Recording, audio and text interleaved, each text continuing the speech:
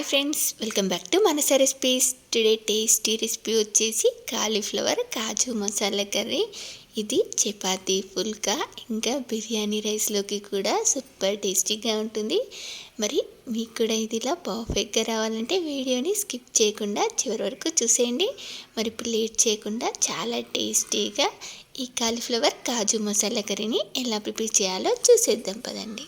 దీన్ని చేసుకోవడానికి ముందుగా ఇలా వాటర్ని వేడి చేసుకొని వాటర్ మరుగుతున్నప్పుడు కొంచెం పసుపు, కొంచెం సాల్ట్ని యాడ్ చేసుకొని దీనిలోకి ఇలా మనం కాలీఫ్లవర్ని ఇలా కొంచెం పెద్ద ముక్కలుగానే కట్ చేసుకోవాలి.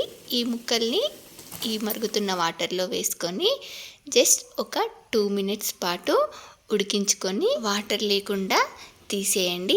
కాలీఫ్లవర్ని ఇలా పసుపు, ఉప్పు వేసుకొని ఉడికించుకోవడం వల్ల దీనిలో ఏవైనా కనపడని పురుగులు లాంటివి ఉంటే తొలగిపోతాయన్న అనుమానంతో నేను ఇలా ఉడికిస్తున్నాను.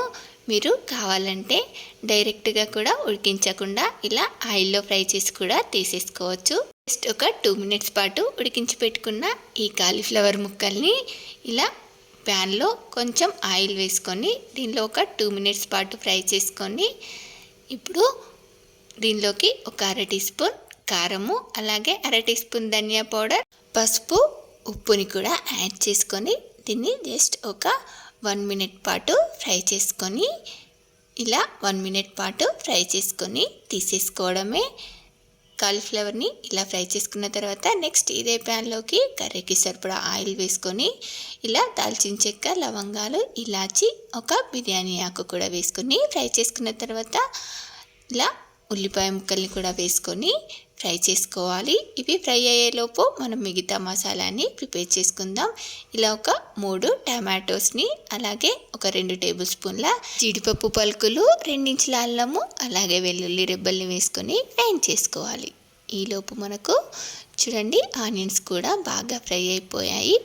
దీనిలోకి ఒక 2 tablespoonల జీడిపప్పు పలుకుల్ని వేసుకొని ఫ్రై చేసుకోండి. టేస్ట్ చాలా బాగుంటుంది.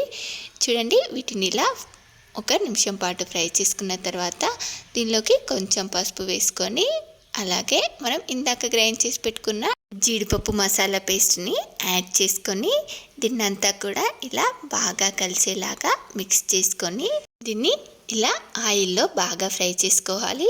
చూడండి ఇది బాగా ఫ్రై అయిన తర్వాత దీనిలో నుండి ఇలా ఆయిల్ పైకి తేలుతుంది. ఇలా ఆయిల్ సపరేట్ అయిన తర్వాత ఇప్పుడు దీనిలోకి ఇలా ఒక 4 పచ్చిమిర్చిని, మీకు సరిపడా కారంని యాడ్ చేసుకొని దీన్నంతా కూడా ఇలా ఆయిల్లో ఒక 2 minutes పాటు బాగా ఫ్రై చేసుకోండి. చూడండి ఈ మసాలా పేస్ట్ మనకు ఎంత బాగా ఫ్రై చేసుకుంటే కర్రీ అంత టేస్టీగా ఉంటుంది. ఇలా ఆయిల్ పైకి తేలేంత వరకు ఫ్రై చేసుకున్న తర్వాత మనం ఇందాక ఫ్రై చేసి పెట్టుకున్న ఈ కాలీఫ్లవర్ ముక్కల్ని వేసుకొని దీన్ని అంతా కూడా ఇలా బాగా కలిసేలాగా మిక్స్ చేసుకున్న తర్వాత ఇప్పుడు దీనిపై మూత పెట్టి ఒక 5 to 6 minutes పాటు బాగా ఉడికించుకోవాలి.